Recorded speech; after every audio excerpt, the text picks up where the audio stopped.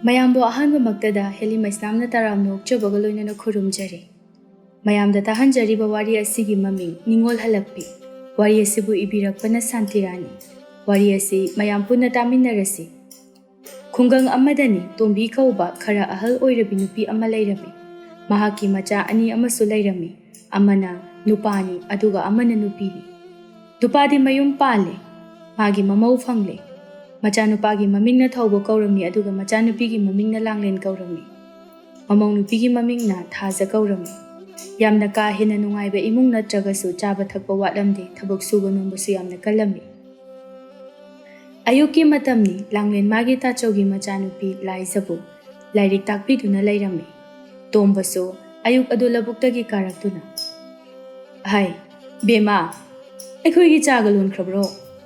"ꯂꯣꯟꯈ꯭ꯔꯦ ꯄꯥꯕ, ꯏꯅꯝꯃꯅ ꯂꯣꯟꯈ꯭ꯔꯕꯅꯤ꯫ ꯁꯦ ꯉꯥ ꯁꯦꯝꯇ ꯂꯧꯁꯤꯜꯂꯨ ꯂꯥꯛꯑꯣ."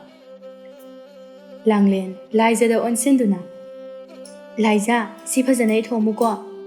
"ꯍꯣꯏ ꯅꯦꯅꯦ."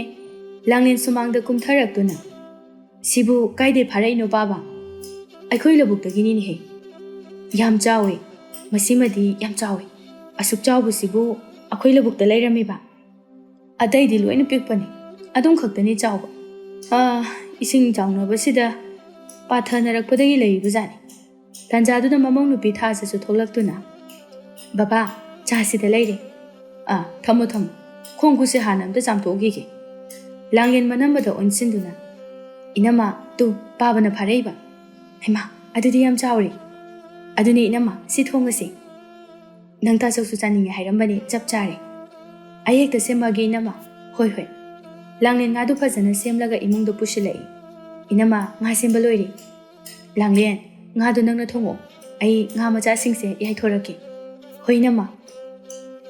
ꯂꯥꯡꯂꯦꯟꯅ ꯉꯥꯗꯨ ꯊꯣꯡꯂꯦ ꯑꯗꯨꯒ ꯃꯅꯝꯃ ꯊꯥꯖꯅ ꯅꯥꯀꯟꯗ ꯉꯥ ꯌꯥꯏꯔꯤ꯫ ꯊꯥꯖ ꯇꯞꯅ ꯂꯥꯡꯂꯦꯟꯗ ꯋꯥꯔꯤ ꯁꯥꯔꯛꯏ꯫ "ꯂꯥꯡꯂꯦꯟ, ꯏꯅꯝꯃ ꯀꯩꯅꯣꯝꯇ ꯍꯪꯒꯦ." "ꯀꯩꯅꯣ ꯏꯅꯝꯃ?" "ꯅꯪꯒꯤ ꯈꯪꯅꯖꯕꯒ ꯂꯩꯕ꯭ꯔꯣ?" "ꯂꯩꯇꯦꯗ ꯏꯅꯝꯃ."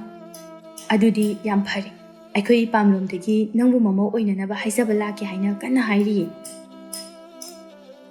ꯂꯥꯡꯂꯦꯟꯗꯣ ꯀꯌꯥ ꯍꯩꯅꯤꯡꯗꯅ, "ꯌꯨꯝꯒ ꯄꯥꯅꯤꯡꯗꯦꯗ ꯏꯅꯝꯃ." "ꯀꯔꯤꯒꯤ ꯄꯥꯅꯤꯡꯗ꯭ꯔꯤꯕ?"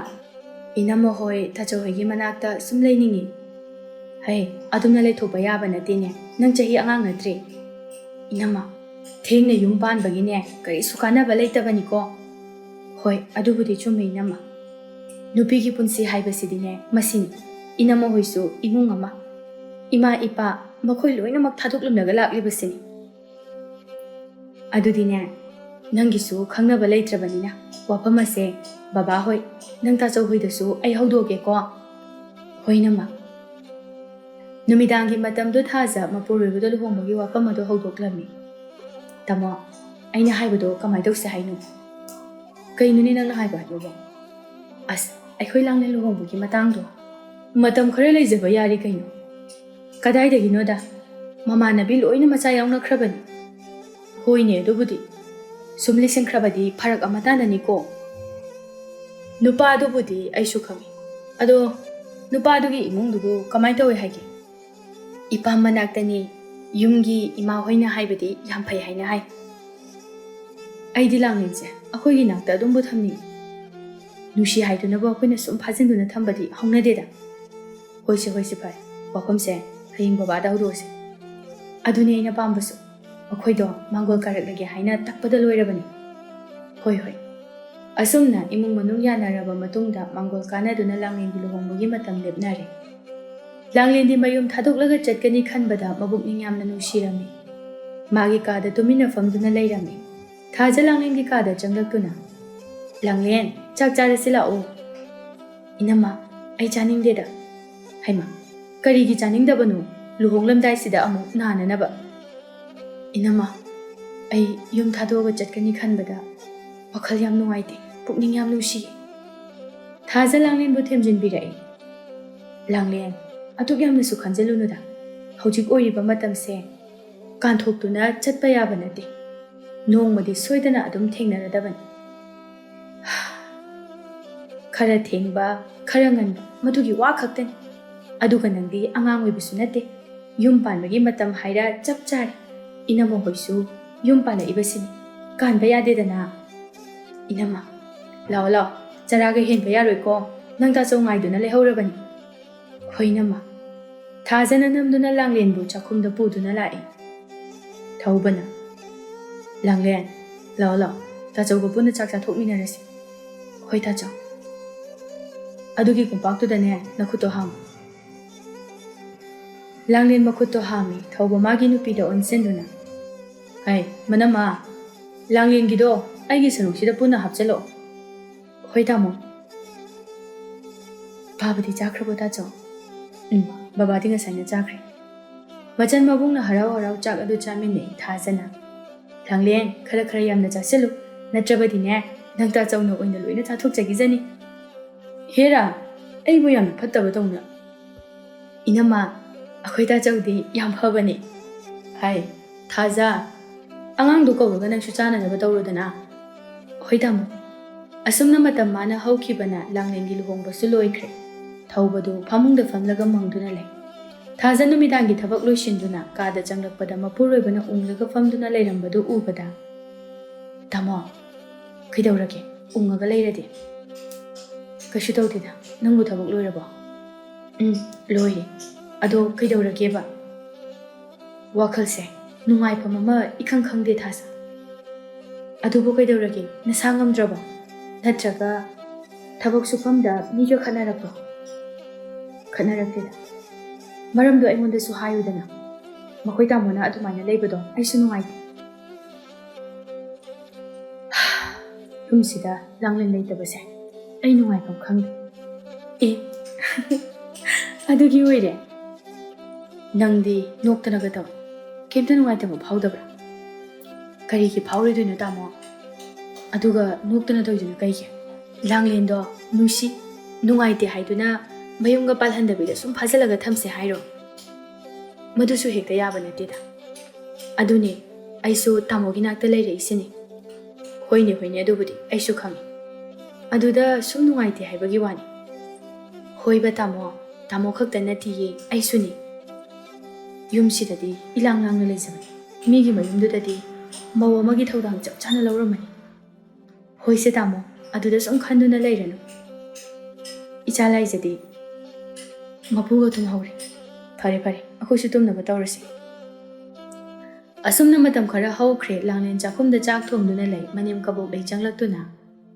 ꯏꯃꯧ ꯏꯕꯦꯝꯃ ꯀꯔꯤ ꯊꯣꯡꯉꯒꯦ ꯏꯃꯥ ꯎꯇꯤ ꯑꯣꯏꯅ ꯊꯣꯡꯉꯤ ꯐꯔꯦ ꯐꯔꯦ ꯏꯕꯨꯡꯉꯣꯗꯤ ꯈꯪꯗꯤꯌꯦ ꯀꯗꯥꯏꯗ ꯆꯠꯄꯅꯣ ꯀꯩꯝꯇ ꯍꯥꯏꯔꯝꯗꯤꯌꯦ ꯅꯪꯕꯨ ꯍꯪꯍꯧꯕ ꯌꯥꯗ꯭ꯔꯣ ꯍꯪꯕꯅꯤ ꯑꯗꯨ ꯈꯨꯝꯃꯝꯗꯦ ꯃꯁꯤ ꯑꯉꯥꯡꯁꯤ ꯍꯟꯗꯛꯇꯤꯅꯦ ꯃꯑꯣꯡ ꯑꯃ ꯏꯇꯧ ꯇꯧꯏ ꯂꯥꯡꯂꯦꯟ ꯈꯨꯝꯗꯦ ꯇꯨꯃꯤꯟ ꯂꯩ ꯀꯕꯣꯛꯂꯩꯅ ꯂꯥꯡꯂꯦꯟ ꯅꯈꯣꯏꯁꯨ ꯌꯨꯝ ꯄꯥꯟꯕꯁꯦ ꯐꯅꯗꯤ ꯀꯨꯏꯔꯦ ꯍꯧꯖꯤꯛ ꯐꯥꯎꯕ ꯑꯉꯥꯡ ꯑꯃꯠꯇ ꯌꯥꯎꯗꯦ ꯏꯃꯥ ꯊꯥꯅꯕ ꯌꯥꯕ ꯍꯪꯕ ꯌꯥꯕꯁꯨ ꯍꯪꯕꯅꯤ ꯑꯗꯨꯕꯨ ꯑꯣꯏꯗꯦ ꯑꯗꯨꯅꯤꯅꯦ ꯌꯥꯝꯅ ꯂꯨꯔꯤꯁꯦ ꯏꯃꯥꯁꯨ ꯉꯥꯏꯕ ꯌꯥꯕꯗꯤ ꯉꯥꯏꯕꯅꯤ ꯑꯗꯨꯕꯨ ꯈꯪꯗ꯭ꯔꯦ ꯇꯧꯔꯤꯁꯦ ꯏꯃꯥ ꯆꯥꯛ ꯊꯤꯔꯛꯑꯣꯔꯥ ꯆꯥꯛꯀ ꯆꯥꯅꯤꯡꯗꯦꯗ ꯑꯩ ꯍꯣꯏ ꯑꯗꯨꯗꯤ ꯍꯣꯔꯦꯟ ꯉꯥꯏꯍꯥꯛ ꯂꯩꯔꯒ ꯊꯤꯔꯒꯦ ꯂꯥꯡꯂꯦꯟ ꯏꯃꯥꯅ ꯍꯥꯏꯒꯗꯕꯗꯤ ꯏꯆꯥꯁꯦ ꯑꯃꯈꯛꯇꯅꯤ ꯑꯅꯤꯁꯨꯕ ꯅꯠꯇꯦ ꯑꯩꯒꯤꯗꯤ ꯏꯁꯨ ꯎꯗꯕ ꯌꯥꯔꯣꯏ ꯋꯥꯗꯣ ꯍꯥꯏꯔꯒ ꯀꯕꯣꯛꯂꯩ ꯃꯄꯥꯟꯗ ꯊꯣꯛꯈꯤ ꯂꯥꯡꯂꯦꯟ ꯃꯄꯤ ꯏꯔꯥ ꯆꯦꯟꯅ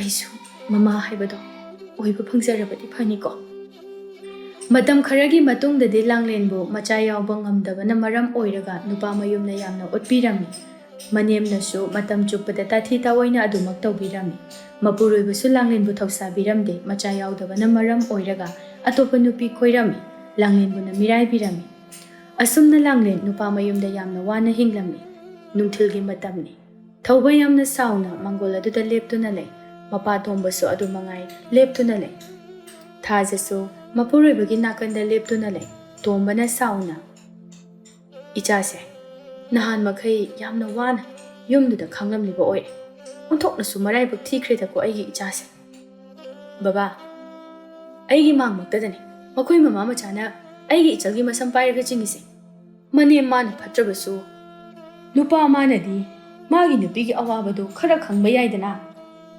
ꯀꯗꯥꯏꯗꯒꯤꯅꯣ ꯕꯕꯥ ꯅꯨꯄꯥ ꯃꯥꯅ ꯍꯦꯜꯂꯤꯕꯅꯤ ꯑꯩꯅ ꯁꯥꯎꯗꯨꯅ ꯃꯃꯥꯏꯗꯨꯗ ꯈꯨꯄꯥꯛꯅ ꯍꯟꯖꯤꯟ ꯍꯟꯖꯤನ್ ꯊꯥꯔꯝꯕꯅꯤ ꯀꯌꯥꯗ ꯐꯠꯇ꯭ꯔꯤꯕ ꯏꯃꯨꯡꯅꯣꯅꯦꯍꯦ ꯊꯧꯕ ꯃꯈꯥ ꯇꯥꯗꯨꯅ ꯑꯩꯅ ꯍꯦꯟꯅ ꯁꯥꯎꯅꯤꯡꯂꯤꯕꯗꯤ ꯑꯇꯩ ꯅꯠꯇꯦ ꯂꯥꯡꯂꯦꯟꯅ ꯅꯍꯥꯟ ꯃꯈꯩ ꯑꯩꯈꯣꯏꯗ ꯍꯥꯏꯗꯣꯛꯇꯅ ꯂꯩꯔꯤꯁꯤꯅꯤ ꯑꯗꯨꯕꯨꯗꯤ ꯏꯃꯨꯡꯗꯨ ꯀꯤꯗꯅ ꯍꯥꯏꯗꯕ ꯑꯣꯏꯔꯝꯒꯅꯤ ꯊꯥꯖꯅ ꯑꯣꯏꯅ ꯈꯨꯝꯂꯛꯏ ꯃꯗꯨ ꯍꯦꯛꯇ ꯌꯥꯕ ꯅꯠꯇꯦꯗ ꯄꯥꯕ ꯑꯩꯈꯣꯏ ꯂꯥꯡꯂꯦꯟꯁꯦ ꯃꯅꯨꯡꯁꯨ ꯈꯔ ꯀꯟꯕꯅꯤ ꯀꯅꯥꯅ ꯈꯪꯕ ꯃꯥꯅ ꯁꯨꯝ ꯍꯥꯏꯗꯣꯛꯇꯅ ꯂꯩꯔꯒ ꯃꯥꯕꯨ ꯍꯥꯠꯇꯣꯛꯄꯤꯈ꯭ꯔꯗꯤ ꯑꯗꯨꯅꯦ ꯄꯥꯕ ꯏꯆꯥꯁꯤꯗ ꯃꯈꯣꯏꯅ ꯇꯧꯕꯤꯔꯤꯁꯦ ꯃꯈꯣꯏ ꯄꯥꯞꯇꯤ ꯁꯣꯏꯗꯅ ꯐꯪꯒꯅꯤ ꯃꯥꯕꯨ ꯑꯣꯠꯄ ꯅꯩꯕꯁꯦ ꯂꯩꯀꯥꯏ ꯃꯤꯁꯨ ꯂꯣꯏꯅ ꯈꯪꯉꯝꯃꯤ ꯇꯣꯝꯕꯅ ꯋꯥꯈꯜ ꯉꯥꯏꯍꯥꯛ ꯈꯟꯗꯨꯅ ꯐꯔꯦ ꯐꯔꯦ ꯅꯪꯅ ꯅꯆꯟꯅꯨꯄꯤ ꯄꯨꯔꯛꯂꯤꯕꯁꯦ ꯁꯤ ꯌꯥꯝ ꯐꯔꯕꯅꯤ ꯑꯃꯨꯛ ꯍꯟꯅ ꯃꯐꯝ ꯑꯗꯨꯗ ꯊꯥꯔꯔꯣꯏꯗꯕꯅꯤ ꯌꯨꯝꯁꯤꯗ ꯁꯨꯝ ꯂꯩꯖꯔꯁꯅꯨ ꯑꯗꯨꯕꯨ ꯌꯥꯒꯗ꯭ꯔꯣ ꯕꯕꯥ ꯃꯈꯣꯏꯒ ꯑꯩꯈꯣꯏꯒ ꯑꯃꯨꯛꯇꯪ ꯋꯥꯔꯤ ꯁꯥꯟꯅꯔꯒ ꯀꯩꯅꯣ ꯅꯪ ꯍꯥꯏꯗꯨꯕꯣ ꯃꯗꯨ ꯌꯥꯕ ꯅꯠꯇꯦ ꯑꯩꯅ ꯍꯥꯏꯖꯕꯗꯤ ꯂꯥꯡꯂꯦꯟꯒꯤ ꯇꯨꯡꯒꯤꯗꯃꯛꯇ ꯈꯜꯂꯒ ꯃꯗꯨ ꯌꯥꯔꯣꯏꯅꯦ ꯊꯥꯖ ꯂꯥꯡꯂꯦꯟꯁꯦ ꯌꯨꯝ ꯑꯗꯨꯗ ꯂꯩꯍꯟꯅꯤꯡꯗꯕꯒꯤꯅꯤ ꯃꯈꯣꯏꯅ ꯇꯧꯔꯤꯕꯗꯣ ꯑꯗꯨꯗ ꯑꯩꯈꯣꯏꯅ ꯋꯥꯔꯤ ꯑꯃꯨꯛ ꯁꯥꯟꯅꯔꯨꯗꯨꯅ ꯂꯥꯡꯂꯦꯟꯁꯦ ꯄꯤꯔꯨꯔꯕꯗꯤ ꯂꯥꯡꯂꯦꯟ ꯑꯁꯦ ꯁꯤꯖꯔꯨꯔꯣ ꯍꯥꯏꯅ ꯊꯥꯖꯤꯟꯕꯒ ꯆꯞ ꯃꯥꯟꯅꯩ ꯑꯗꯨꯅꯤ ꯃꯃꯤꯠꯇ ꯃꯆꯥ ꯎꯕ ꯉꯝꯗꯦ ꯍꯥꯏꯗꯨꯅꯕꯨ ꯑꯁꯨꯛ ꯊꯤꯅ ꯑꯣꯠꯄꯁꯤꯕꯨ ꯕꯕꯥ ꯑꯩ ꯌꯥꯝ ꯄꯦꯟꯗꯦ ꯃꯈꯣꯏꯒꯤ ꯃꯑꯣꯡꯁꯦ ꯑꯩ ꯈꯨꯜ ꯂꯩꯀꯥꯏ ꯃꯤ ꯇꯥꯛꯑꯒ ꯃꯈꯣꯏ ꯏꯃꯨꯡꯗꯣ ꯄꯨꯂꯞ ꯑꯝꯇ ꯐꯨꯍꯜꯂꯨꯁꯤꯔ ꯈꯪꯗꯦ ꯃꯗꯨꯅꯤ ꯏꯄꯥꯅ ꯈꯜꯂꯤꯁꯤꯁꯨ ꯏꯆꯥꯒꯤꯗꯃꯛꯇ ꯀꯅꯥꯝꯇ ꯂꯩꯇꯕꯒꯤ ꯃꯑꯣꯡꯗ ꯃꯈꯣꯏꯅ ꯂꯥꯛꯆꯕ ꯊꯥꯖ ꯃꯄꯨꯔꯣꯏꯕꯕꯨ ꯊꯦꯝꯖꯤꯟꯗꯨꯅ ꯇꯥꯃꯣ ꯌꯥꯔꯤꯁꯦ ꯑꯝꯇ ꯇꯞꯊꯕꯤꯌꯨ ꯑꯃꯨꯛ ꯄꯥꯎꯊꯣꯛ ꯆꯥꯎꯊꯣꯛꯅꯕ ꯇꯧꯔꯅꯨ ꯂꯥꯡꯂꯦꯟꯒꯤꯁꯨ ꯈꯔ ꯈꯜꯂꯨ ꯊꯥꯖ ꯆꯪꯉꯨ ꯂꯥꯡꯂꯦꯟꯗꯣ ꯃꯊ꯭ꯋꯥꯏ ꯅꯨꯡꯉꯥꯏꯔꯝꯃꯔꯣꯏ ꯅꯪꯅ ꯑꯝꯇ ꯈꯔ ꯊꯦꯝꯖꯤꯟꯕꯤꯔꯨꯆꯣ ꯍꯣꯏ ꯇꯥꯃꯣ ꯊꯥꯖ ꯂꯥꯡꯂꯦꯟꯒꯤ ꯃꯅꯥꯛꯇ ꯆꯪꯂꯛꯂꯝꯃꯤ ꯂꯥꯡꯂꯦꯟꯗꯣ ꯃꯥꯒꯤ ꯀꯥꯗ ꯀꯞꯇꯨꯅ ꯂꯩꯔꯝꯃꯤ ꯊꯥꯖ ꯆꯪꯁꯤꯟꯗꯨꯅ ꯂꯥꯡꯂꯦꯟ ꯁꯦ ꯀꯞꯄꯗꯣ ꯇꯣꯛ ꯍꯧꯖꯤꯛꯇꯤꯅꯦ ꯌꯨꯝꯗꯨꯗꯒꯤ ꯊꯣꯛꯂꯛꯂꯤꯗꯅ ꯏꯅꯝꯃ ꯑꯩ ꯃꯥꯕꯨ ꯌꯥꯝ ꯋꯥꯔꯛꯎ ꯏꯃꯥꯅ ꯑꯩꯕꯨ ꯑꯣꯠꯂꯕꯁꯨ ꯃꯥꯗꯤ ꯑꯩꯒꯤ ꯑꯋꯥꯕꯁꯦ ꯈꯖꯤꯛꯇꯪ ꯑꯣꯏꯔꯕꯁꯨ ꯎꯕꯤꯕ ꯌꯥꯕꯅꯤ ꯍꯥꯟꯅꯗꯤꯅꯦ ꯐꯅ ꯐꯈꯤꯕꯅꯤ ꯇꯧꯔꯤꯁꯦ ꯃꯥ ꯌꯥꯝ ꯐꯠꯇꯦ ꯏꯅꯝꯃ ꯃꯥ ꯌꯥꯝ ꯐꯠꯇꯦ ꯑꯩꯒꯤ ꯃꯥꯡꯗ ꯑꯇꯣꯞꯄ ꯅꯨꯄꯤ ꯄꯨꯔꯛꯇꯨꯅ ꯂꯤꯅꯕ ꯑꯩꯁꯨ ꯃꯃꯥ ꯑꯃ ꯑꯣꯏꯕ ꯄꯥꯝꯃꯤ ꯃꯈꯣꯏꯅ ꯑꯉꯥꯡ ꯄꯥꯝꯂꯤꯕ ꯑꯗꯨꯗꯒꯤ ꯍꯦꯟꯅ ꯑꯩꯅ ꯑꯉꯥꯡ ꯄꯥꯝꯃꯤ ꯑꯗꯨꯕꯨ ꯃꯈꯣꯏꯗꯤ ꯑꯩꯒꯤ ꯑꯋꯥꯕꯗꯤ ꯈꯖꯤꯛ ꯐꯥꯎꯕ ꯎꯕꯤꯗꯦ ꯑꯩ ꯃꯥꯅ ꯑꯇꯣꯞꯄ ꯅꯨꯄꯤꯗꯤ ꯊꯤꯕ ꯌꯥꯔꯣꯏ ꯍꯥꯏꯗꯤ ꯊꯤꯌꯨ ꯑꯩ ꯌꯨꯝꯗꯨꯗ ꯑꯗꯨꯃꯛ ꯂꯩꯖꯒꯦ ꯍꯥꯏꯕꯅꯤ ꯃꯈꯣꯏꯅ ꯑꯩꯉꯣꯟꯗ ꯃꯤꯅꯨꯡꯁꯤ ꯈꯖꯤꯛꯇ ꯑꯣꯏꯔꯕꯁꯨ ꯄꯤꯕꯤꯕꯗ ꯀꯌꯥꯃꯨꯛ ꯌꯥꯝꯅ ꯀꯥꯏꯔꯗꯒꯦ ꯏꯅꯝꯃ ꯌꯥꯔꯦꯁꯦ ꯇꯣ ꯅꯪꯒꯤ ꯇꯥꯆꯧꯁꯦ ꯁꯥꯎꯕꯅ ꯃꯩ ꯍꯧꯔꯕꯅꯤ ꯇꯥꯆꯧꯅ ꯃꯥꯕꯨ ꯐꯨꯔꯝꯂꯤꯕꯗꯣ ꯃꯇꯤꯛ ꯆꯞ ꯆꯥꯔꯕꯅꯤ ꯃꯈꯣꯏꯅ ꯇꯧꯈꯤꯕꯗꯨꯒ ꯍꯥꯏꯔꯨꯔꯕꯗꯤ ꯐꯨꯐꯝ ꯊꯣꯛꯄꯅꯤ ꯂꯥꯡꯂꯦꯟ ꯅꯪꯅ ꯁꯨꯝ ꯀꯞꯇꯅ ꯂꯩꯔꯕꯗꯤ ꯇꯥꯆꯧꯁꯦ ꯁꯥꯎꯕ ꯍꯦꯜꯂꯛꯑꯅꯤ ꯑꯗꯨꯅꯅꯦ ꯅꯪ ꯀꯞꯄꯗꯣ ꯇꯣꯛ ꯍꯣꯏ ꯏꯅꯝꯃ ꯑꯩ ꯇꯣꯛꯑꯒꯦ ꯅꯨꯃꯤꯠ ꯑꯁꯤꯗꯒꯤ ꯂꯥꯡꯂꯦꯟ ꯍꯜꯂꯛꯄꯤ ꯃꯤꯡꯊꯣꯜ ꯐꯪꯗꯨꯅ ꯃꯄꯥꯝꯗ ꯂꯩꯔꯝꯃꯤ ꯅꯣꯡꯃꯒꯤ ꯅꯨꯃꯤꯠ ꯑꯃꯅꯤ ꯊꯥꯖ ꯃꯥꯡꯒꯣꯜ ꯋꯥꯏ ꯁꯤꯠꯇꯨꯅ ꯂꯩ ꯃꯆꯤꯟꯗꯁꯨ ꯃꯨꯔꯨꯝ ꯃꯨꯔꯨꯝ ꯁꯣꯜꯂꯤ ꯃꯝꯁꯜꯂꯛꯑꯁꯤꯐꯥꯎ ꯀꯥꯏꯗ ꯆꯠꯂꯤꯕꯅꯣ ꯈꯪꯗꯦꯕ ꯃꯁꯥꯅ ꯈꯖꯤꯛꯇ ꯐꯥꯎꯕ ꯋꯥꯈꯜ ꯇꯥꯖꯗꯦꯕ ꯊꯧꯕ ꯊꯕꯛ ꯍꯜꯂꯛꯇꯨꯅ ꯕꯕꯥꯗꯤ ꯍꯜꯂꯛꯈ꯭ꯔꯕꯣ ꯑꯣ ꯍꯜꯂꯛꯑꯦ ꯑꯗꯨꯒ ꯂꯧꯕꯨꯛꯇ ꯆꯠꯂꯨꯅꯤ ꯍꯥꯏꯗꯅ ꯆꯠꯈꯤꯕꯅꯤ ꯑꯣ ꯑꯩꯁꯨ ꯉꯥꯛꯇ ꯆꯠꯂꯨꯒꯦ ꯑꯗꯨꯗꯤ ꯃꯇꯣꯝꯗ ꯇꯧꯐꯝ ꯈꯪꯉꯝꯃꯔꯣꯏ ꯊꯕꯛ ꯍꯜꯂꯛꯄꯒꯤ ꯉꯥꯏꯍꯥꯛꯇ ꯐꯥꯎꯕ ꯄꯣꯊꯥꯕꯤꯔꯔꯣꯏ ꯍꯥꯏꯔꯣ ꯄꯣꯊꯥꯔꯔꯣꯏ ꯅꯨꯃꯤꯠ ꯇꯥꯁꯜꯂꯛꯑꯅꯤ ꯍꯣꯏ ꯍꯣꯏ ꯑꯩꯈꯣꯏ ꯂꯥꯡꯂꯦꯟꯗꯤ ꯃꯅꯤꯡꯗ ꯂꯩꯔꯝꯒꯅꯤꯌꯦ ꯐꯔꯦ ꯐꯔꯦ ꯊꯧꯕ ꯍꯦꯛ ꯍꯜꯂꯛꯄꯒ ꯂꯧꯕꯨꯛꯇꯅꯤ ꯍꯥꯏꯗꯨꯅ ꯆꯠꯈ꯭ꯔꯦ ꯉꯥꯏꯍꯥꯛ ꯂꯩꯔꯒ ꯂꯥꯡꯂꯦꯟꯁꯨ ꯍꯜꯂꯛꯂꯝꯃꯤ ꯊꯥꯖ ꯁꯥꯎꯅ ꯂꯥꯡꯂꯦꯟ ꯅꯪꯕꯨ ꯅꯨꯃꯤꯠ ꯇꯥꯗꯧꯔꯁꯤꯐꯥꯎ ꯀꯥꯏ ꯆꯠꯂꯨꯒꯦ ꯊꯥꯔꯤꯛꯈꯣꯏꯗ ꯂꯩꯔꯨꯕꯅꯤ ꯏꯅꯝꯃ ꯀꯩ ꯊꯕꯛ ꯂꯩꯒꯦ ꯀꯩꯁꯨ ꯂꯩꯇꯦ ꯁꯨꯝ ꯂꯩꯔꯨꯕꯅꯤ ꯂꯥꯡꯂꯦꯟ ꯅꯪꯅ ꯑꯁꯨꯛ ꯌꯥꯝꯅ ꯋꯥꯈꯜ ꯇꯥꯗ꯭ꯔꯤꯁꯤꯕꯨ ꯀꯔꯤꯒꯤꯅꯣ ꯑꯩꯅ ꯀꯩꯗꯧꯔꯒꯦ ꯏꯅꯝꯃ ꯑꯌꯨꯛ ꯆꯥꯛ ꯇꯣꯛꯄꯗꯒꯤ ꯆꯠꯈꯤꯕꯗꯨꯅ ꯍꯧꯖꯤꯛꯇ ꯍꯟꯖꯤꯜꯂꯛꯄ ꯅꯠꯇꯦ ꯅꯪꯕꯨ ꯑꯉꯥꯡ ꯃꯆꯥꯔꯣ ꯑꯗꯨ ꯀꯩꯗꯧꯔꯒꯦ ꯑꯩ ꯍꯟꯗꯤ ꯍꯜꯂꯛꯏꯗꯅ ꯏꯅꯝꯃ ꯑꯣ ꯃꯤꯒꯤ ꯃꯌꯨꯝꯗꯨꯗ ꯑꯗꯨꯛ ꯀꯨꯏꯅ ꯂꯩꯗꯨꯕꯨ ꯃꯤꯅ ꯀꯔꯤ ꯍꯥꯏꯅꯈꯤꯗꯣꯏꯅꯣ ꯍꯥꯏꯕꯅꯤꯗ ꯅꯪ ꯀꯩꯝꯇ ꯈꯪꯗꯕ꯭ꯔꯣ ꯂꯥꯡꯂꯦꯟ ꯈꯨꯝꯗꯦ ꯃꯃꯥꯏ ꯂꯩꯊꯣꯛꯇꯨꯅ ꯂꯩ ꯅꯠꯇꯦ ꯃꯤꯒꯤ ꯃꯌꯨꯝꯗꯨꯗ ꯁꯨꯝ ꯂꯩꯊꯣꯛꯇꯧ ꯁꯔꯨꯛꯄꯨꯗꯤ ꯌꯨꯝꯁꯤꯗ ꯏꯅꯝꯃꯒꯤ ꯊꯕꯛ ꯃꯇꯦꯡ ꯄꯥꯡꯂꯒ ꯂꯩꯕꯁꯨ ꯌꯥꯏ ꯍꯥꯏꯕ ꯑꯣ ꯏꯅꯝꯃꯅ ꯉꯁꯥꯏꯗꯒꯤ ꯁꯥꯎꯔꯤꯁꯤꯗꯤ ꯏꯅꯝꯃꯒꯤ ꯊꯕꯛ ꯃꯇꯦꯡ ꯄꯥꯡꯗꯕꯩ ꯑꯣꯏꯔꯦ ꯍꯩꯃꯥ ꯑꯗꯨꯒꯤ ꯅꯠꯇꯦꯅꯦ ꯅꯪꯕꯣ ꯈꯪꯉꯦ ꯏꯅꯝꯃ ꯑꯩ ꯂꯣꯏ ꯈꯪꯉꯦ ꯅꯠꯇꯦ ꯀꯩꯅꯣ ꯅꯪꯅ ꯈꯜꯂꯤꯁꯦ ꯑꯩꯁꯦ ꯍꯜꯂꯛꯄꯤꯅꯤ ꯍꯥꯏꯅ ꯏꯅꯝꯃꯅ ꯌꯨꯝ ꯑꯁꯤꯗ ꯂꯩꯍꯟꯅꯤꯡꯗꯕ ꯅꯠꯇ꯭ꯔꯣ ꯑꯩ ꯂꯣꯏꯅ ꯈꯪꯕꯖꯥꯠꯅꯤ ꯏꯅꯝꯃꯅ ꯑꯩꯕు ꯃꯤꯅꯥꯏ ꯑꯃꯒꯨꯝꯅ ꯁꯤꯖꯤꯟꯅꯅꯤꯡꯉꯦ ꯍꯥꯏꯕꯁꯨ ꯑꯩ ꯈꯪꯉꯤ ꯑꯗꯨꯕꯨ ꯃꯁꯤꯃꯗꯤ ꯈꯪꯉꯨ ꯏꯅꯝꯃ ꯌꯨꯝꯁꯦ ꯑꯩꯒꯤꯗꯤ ꯌꯨꯝꯅꯤ ꯂꯥꯡꯂꯦꯟ ꯀꯞꯇꯨꯅ ꯇꯥꯆꯧ ꯂꯥꯛꯈꯤꯁꯅꯨ ꯂꯣꯏꯅ ꯍꯥꯏꯗꯣꯛꯀꯦ ꯈꯪꯅꯤꯕ ꯂꯥꯡꯂꯦꯟ ꯀꯞꯇꯨꯅ ꯏꯃꯨꯡ ꯆꯪꯈꯤ ꯊꯥꯖ ꯃꯊꯥ ꯁꯥꯅ ꯑꯣ ꯃꯥꯒꯤ ꯐꯅꯅꯕ ꯈꯔ ꯍꯥꯏꯕꯕꯨ ꯑꯩ ꯐꯠꯇꯕ ꯑꯣꯏꯅ ꯇꯥꯍꯜꯂꯝꯃꯤꯅꯦ ꯈꯪꯅꯕ ꯋꯥꯒꯗꯧꯔꯤꯗ ꯃꯁꯤ ꯑꯉꯥꯡꯁꯦ ꯅꯨꯃꯤꯗꯥꯡꯒꯤ ꯃꯇꯝꯗꯣ ꯂꯥꯡꯂꯦꯟ ꯃꯥꯒꯤ ꯇꯥꯆꯧꯗ ꯄꯥꯎ ꯍꯦꯟꯖꯤꯟꯅ ꯇꯝꯂꯝꯃꯤ ꯍꯩ ꯅꯅꯝꯃꯅ ꯀꯔꯤ ꯍꯥꯏꯕꯒꯤꯅꯣꯅꯦ ꯂꯥꯡꯂꯦꯟ ꯅꯪꯅ ꯑꯁꯨꯛ ꯊꯃꯣꯏ ꯁꯣꯛꯅ ꯀꯞꯄꯤꯁꯤꯕꯣ ꯇꯥꯆꯧ ꯑꯩ ꯄꯨꯛꯅꯤꯡ ꯌꯥꯝ ꯅꯨꯡꯁꯤ ꯑꯗꯨ ꯀꯩꯗꯧꯔꯒꯦ ꯍꯥꯏꯕꯅꯤꯅꯦꯍꯦ ꯍꯜꯂꯛꯄꯤ ꯑꯩꯈꯣꯏꯁꯦ ꯌꯨꯝꯁꯤꯗ ꯂꯩꯕ ꯌꯥꯗꯕ꯭ꯔꯣ ꯍꯥꯏ ꯀꯅꯥꯅ ꯌꯥꯗꯦ ꯍꯥꯏꯔꯒꯦ ꯏꯅꯝꯃꯅ ꯑꯩꯕꯨ ꯌꯨꯝꯁꯤꯗ ꯂꯩꯍꯟꯅꯤꯡꯗꯦ ꯑꯩꯒꯤ ꯈꯣꯡꯊꯥꯡ ꯈꯨꯗꯤꯡ ꯏꯅꯝꯃꯅ ꯌꯦꯡꯁꯤꯜꯂꯦ ꯑꯩꯅ ꯀꯔꯤ ꯐꯠꯇꯕ ꯑꯀꯥꯏꯕ ꯊꯕꯛ ꯇꯧꯔꯨꯔꯒꯦ 이나만은 아이부 누시디 하이바 이캉이 다쳐 아이움스 다도어가 자크로라 하이 아두마이 하이니니 낭보 다정는수 아이부 윰시다 레헨닝 저보 까리누 낭 하이두보 아두금보 와도 다쳐도 어머나 하이그노 나나마도 아이 제이기노 다쳐 하잉 아잉고 너무 타이너라까니 얘라 하나 봉톡토고 야바나 티네 다쳐 다쳐디 타복 젖바니 아두네 이몽시다 오이리세 김타 캉바나티 야레시 나나마도 와클 따나나바 다쳐 와리 사기 파자나 포타로 깝고누코 타우바 마차누피기 카드기 톡락투나 마기 카드 장락람미 타자나 타모 팜타로라 tummadoira hai ai tumkiroi wari amta fazana sanasinanga kari wari no ai di topning bana boloi rabani thaja nang akhoi langlinda kari hairuge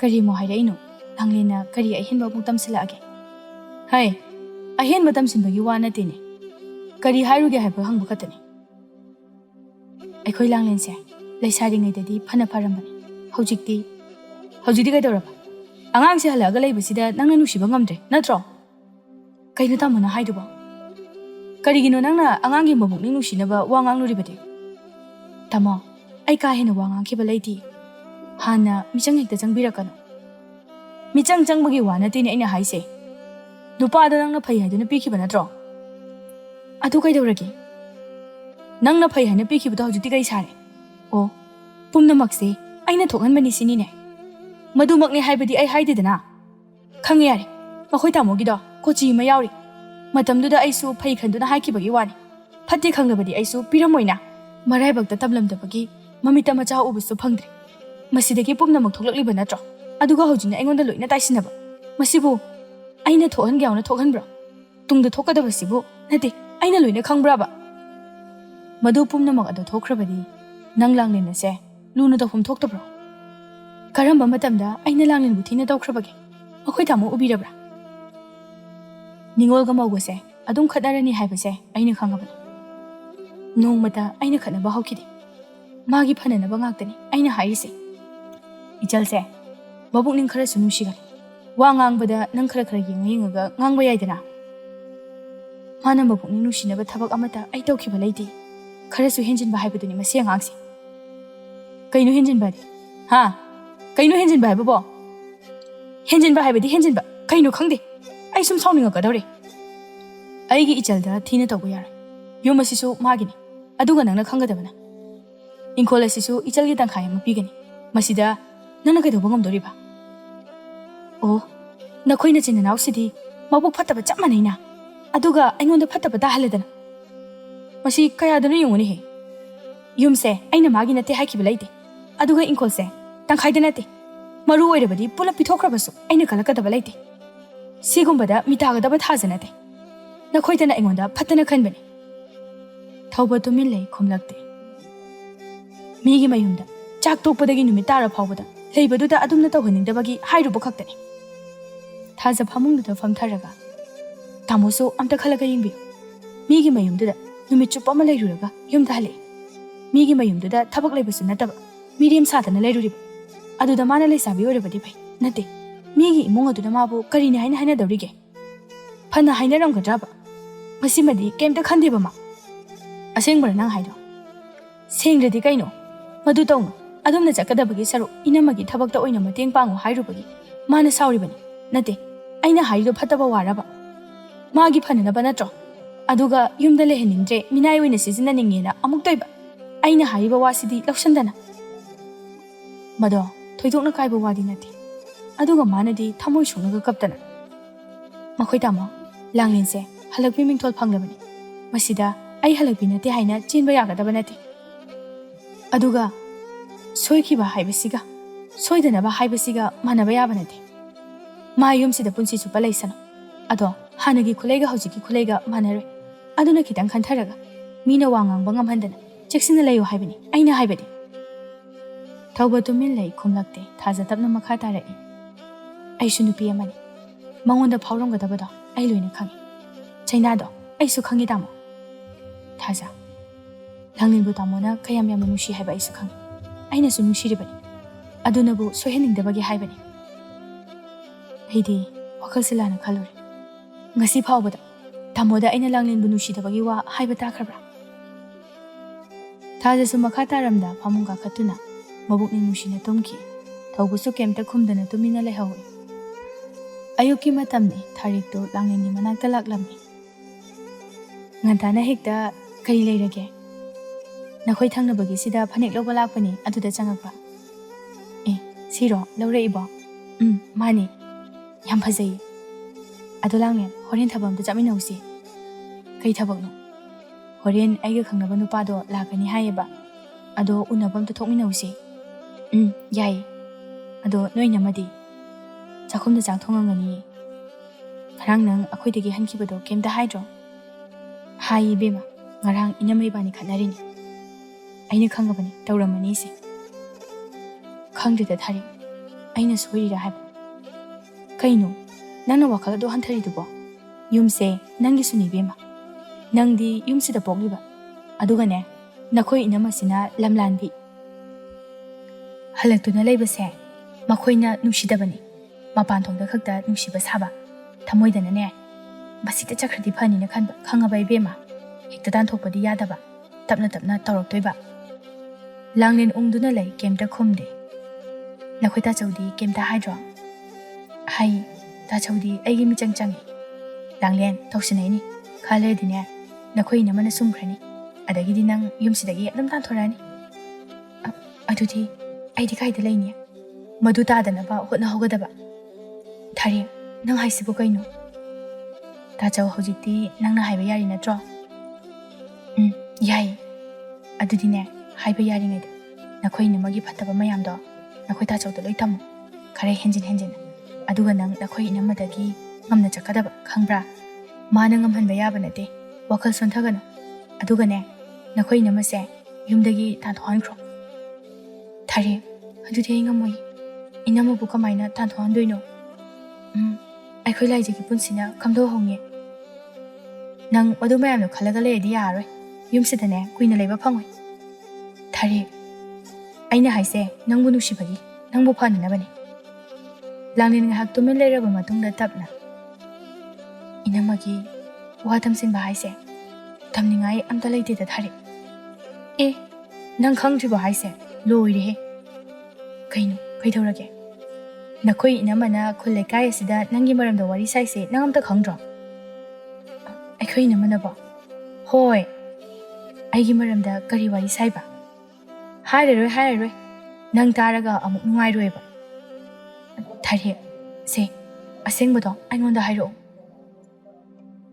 aina si hairaga nang wakhal nungai tabadi dawgonu ko hoiba hairo base lekai sida mana amuk toiba loire langlendo thabak suningde ahabu da chaning thabak su mana amda tawdi tumaga le thabak yam suningde sini aduga ne masida sunate mana halaktuna lerise maram chatuna ni kaina hairiponi aidi magi wada tabadu khoidause sauning bana manabu adumaina haibra haibagi na joina haise haidadi kamaina haidoino tanjadu da thaja sauna kadu da changlaktuna kaino thari nangna ngasaidagi aikhoi langnin da haijaliba mayam do tharik ipapa khana thaja da yenglai nati kaino ba nangna oida bada ba mayam ma ngasaidagi tamsilido inamadi ngasaidagi akhoigi wa lona tari oire hoi tari nangna oida ba mayam ma tamsinbado ai tari langlen ai chalage yaroi chakhiba yaroi wa chap chabi mak ngangna gadabani inama ai khanaba pamdi kaino khanaba pamdi di ha ai khoi langlin se mawong ama tawri haisidi nangna numit khudingi higai wa kapsin bagi oire inama tharik se chalhankro langlen ma chalhan ba yaroi leisabi chinthi bi se oida bangang bi se machin thugai ngasi Kaino inama, aidi asengba chumba wado langlenda damjabani. Kari, nangido asengba waneba. Nang namit magna uhobra. Nanadu na tahobra. Tahobagi na haise. Masi kayada no yunguni he. Langlen, aidi oidaba haide ko. Kayada ngamni balay sabi no yung. Nang akoy yung sida amuha na jangak payaro. Yare inama suloy kangi. Tarik tahana. Langlen, ay chale. Wado haraga tarik kana jen kirami. Taza sauna. Masi kayada daw ngamni balay sabi no yung. Langlen, nang asigumba pataba misiga onsinaraga tinagano. Langlen kumde. Pamungda mamay lay thoklaga famduna lay. Taza langlen gi manakta changsenduna. Aduga ngasai. Nakoy ani na hainakiba nupa unabagi thabakto madusu chatpa yaroy. Masigi lay sabi se afaba nate. Nangi tungi bunsida mangjaba oirakani. Inama, aina tawba thabakta yengsinbirakano. Kaino langlen nang haido. Aise pharabasu phatrabasu. Nangi na namani. Phataba thabaktori tawgono haibani. Oh, inamadi aigidamakta yam phaba thabak tawbanina. Kaino nang haido. Masi phaba. Nangi patanaba aina kari tawba yawkrage. Oh, adunaro. Leikaida aigi maramda wathingange haise. Langlen, ngasi phawbada aise leikaida thoklaga warem ngangba nang thengna khrabra. Yare nama. Tarik na haiba wada nang thajagano. Magido nangonda hukam libani. Afaba nate. Imung kaina nabani. Haiso haidaba wada mana kayada mana tamlamni bano. Khangi nama. Inama na haidana mini hekda haiba yabanate. Oh, asukina laminarakbana nama ibu nangna thajadrabani ne. Aisu khangi inama na ibu nushide haib. Aina halakpi oibasida inama na nushidi natro. Nushidabadu nabu aigi maramda phattaba mayam ama leikaida ngangi natro. Langlen, aigi punsisibu aina pamdana oiriro. Langlen, nang inama budi lana logano. Aina halakpi oirisibu oiningdana oiro. Mase aisu pamba natiye. Thaja handang muti kemta khumlakte Langlen de duma kaptuna. Adubu masimasu khangu inama. Aina tawningba tawbada inamana thingpam thokte. Thingbusu yar. Aigi punsigidamakta inamana wabiyo haide. Nungdi nushidana nushiba saw haina soina haide. Wado hairaga Langlen pamung aduda upsinduna kaptuna laikre. Thaja yam sauna mapanda thore. Ngasidi Thaja igi gun khangangi. Hera imung thugaina basinba.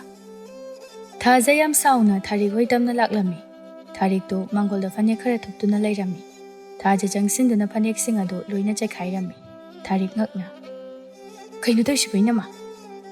Ibema, nangse laisabini. Ikaiba khara khangu. Nangsibu karamba laisabino. Kaino yumdaga laaga khanaba horeisiba. Nangbu laisabi natro. Nathaugamta leitabra. Migi imung thugaina basiliba karigino. Aina kanagi imung thugairage haise. Hera inama, yamna so henjinbirakano. Migi yumsida laaga. Henjile. Nang kaidauge haibino. Jintibi. Migi imung thugaibi. Imung kairido kalakpeli. Oh, nangdi aikhoi imung kairaga peliba oire. Peli. Ibema, nang nasaka thiri. Nayungamda palunuko. Kariya. Aibu thikaina. Inamadi kayam fajaradana. Ibema, nangdi aigi khazaina ma phawa phangdene yumgaibiya. Masana masa thagachariba haibadunine inamagi side. Aina haisini. Nayom palunuko nang.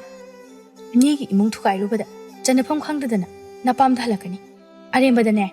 Nama matha sananabani. Ho aidine. Langlen dauna halakpi oizaroye. Hoine. Nangbudi nawa amadagi halasu. Amada amuk nayum pankini. Thajado saubana muktoiba loire Tarik suni. Aina hojik sauruktan. Namaiduda khopakna tharakani. Thaja makhwang metuna. Oh, nangna agi maida khopakna thadoiba. Adudi wado hairaga Thaja Tariki mamaida khopakna yamna kana tharami. Tarik mamaidu paisinduna China du khangi. Thaja sauna kudombi singduna. Makhatana. Aigi imungbu kaina na basilaba. Nasam khara yauribado. Aina loina phoitatkadabani khang. Wado hairamnaga Thaja sauna chatkre. Somdasu Tarik yamna sauna leihauduna machinda soli. Aigi maida khopakna thaba. Ima ipana phawbada ngasi phauba khopakna thaba nate aduga mana phai phai aina kidorake numidang wairamgi matamdu Tharik amadi Langlin thoraklame Langlin mana haiba wa lauramde mahak manamada yamna sauram Langlin Tharik da onsinduna ai ngasi sauningdana ne chakamda chade horen halakpadane akhoi da chakisi nakhoi na mahingchabido chak chase kaina amta hairaktro hairi aduda aina ne aigi kage thongdo lonsinba adune hek phai hingchabi tongombido ngasai do ningsinglaga Tharik yamna sauninglibani adubo Langlin dadi hairamde Langlin tapna ado ibani na thoraise thengdi thengi numita dore aisu thabak mayam loisilingai dane hekta thengtokhiba ngana thoke dobose ado phat unaramaga amu halaksiko hoiba natradi horin tasongna sauniba hoyemi aisu khangi kedorage ado akhoina chalise laptro kharanakpada unaba yadro yaudore tu ada leiri asumna makhoi mafam adu yausilakle mafam aduda nupa ani ama sohana leirambi Langlin na nang unaruro ai swaida lehauragi koi kedaba nati puna dum jangminarase ai tali tanbaga yaroi Tharik na namduna Langlin bu pusilai nupa ani do Langlin da yengrai Tharik na nakhoi lakpa kyam kuirage kuidrida yoroppada ngairi nupa singdu Langlin do onsinduna Langlin ngairibo Langlin nupa da ngakla yenglai Tharik na moina nang hana khangmani Langlin ngakna Tharik da yenglai mana nangbu magidamakta hainabiyo haiba kuirabani kaino Tharik nang haidubo nupa do na ibani yumpan minabada kaisu kairoida icha ani ni aigi nupidi laikhidre lao Tharik yum jalase Langlin amta tapthause sidabo aina kamaina tapthaduno Tharik nakhoi ani yum paminaba kaisu kai plaitina nangi angang yaudabadu kemta leiroi hana yangang leirabanina Tharik Langlin aina silise nangi phanabani nangbu nangi nupa unani haina tholakhiba natro adudi aina nangdo thorakpa yanaba na haisinbani o aina di yam thazabani Tharik nangse aduga nangnadi kaidaudoino yumda sum leiraga nayum ko panko yare Tharik adwaida lepo makha tharano ibung sinane nangbu pame haiba kuirabani nang lehokhida ai chalagi wado hairaga Langlin chatpa hawi Tharik nupa sing aduda ingit ama piram madudagi nupa sing aduna Langlin bu makhoi ani changduna phakre Langlin pakhatna aibu phaise thado yam thuna thado aibu phagano Langlin Tharik ta yengduna Tharik aibom da thadolo aina di hana di nupa siga khangna hangi tapna themge haina khalambani adubu nakhoi namado yamusite mana aigi maida khopakna thaba saradana Tharik nupa sing aduda onsinduna mabu nakhoi ki nupi oigera hatokera nakhoi ki thokpa adum taururu Tharik nang haidu kaino tanja aduda thaza mafam aduda changlaklame he nakhoi kana no nakhoi khulgi mita ki khangani kana lege swaida nupi phare Langlin bu thadokna nupa ani do pakhatna chenkre thazana migi maram sidalaga nupi ga phadoi tawrine Langlin sauna Tharik manak changsenduna khudombi singlaga nang atuk phattaba wado hairaga Langlin Tharik mamai de khopakna tharei nang aina lemna thokani khanbra khulgi mi soidana taklaga nangbu bara khangani thaza sauna Tharik masam paiduna foirami nangna tobu khuding aina khangloi haina khanbra inama naye thado karigi thadokani inamadi mafamsida kamai leiramino nangi phataba nabukto khangbadagi nakhoi gi matung inara ibani ngasai dagi nakhoi na tawribada ai loina oi Tharik to thazana phazana phurami Tharik mafam adudagi chenkirami thaza sauna asigu nupise hatokadabani Langlin mapi ira chena manamada yengduna inama Langlin inamala amredi ai kai wiramni kaisu khaluranu lao yumda chalasi numitari Nakhoi ta chauhalakmani. Langlen manamagi manakta changsinduna manamabu chetna konsili. Inamma. Langlen. Ai inamada yam soikre. Ai lali inamma. Yarisi, nang kaisu soidi. Tharik na thokhan mangaktani. Inamma, na ingonda sauganu ko. Karigi saudoino, inamma saudi. Ngasidagi ai mina haiba wa amta lawre. Langlen, singu, pangano. Nangdi hauji kitang soibada. Noknagadabagi ngaiduna leiba miyam ama leiribani. Masi khangna nangna chatkadabani. Aduga amana. Aidi halakpini haina. Nasana nasa hanthana leiba. Pukning sontaba yade. Kanabusu kiba yade. Nuba yaudраbasu. Halakpi oirabasu. Thauna leina hingba ngami haibado utkadabani. Nangidama. Aikhoi mayam ama leiri. Inamasune. Nangi awaba loina khangi. Hoi inama. Ai ngasidagi inamana haiba khuding loina ilani. Inama, nang siyam nungshi. Thazamo monokna. Lao lao, yumda halasi. Hoi inama. Langlen amadi, manamadu yumda harau harau hanminaki. Aduga tharikpo, khullekai taktuna mayam changduna warak halami.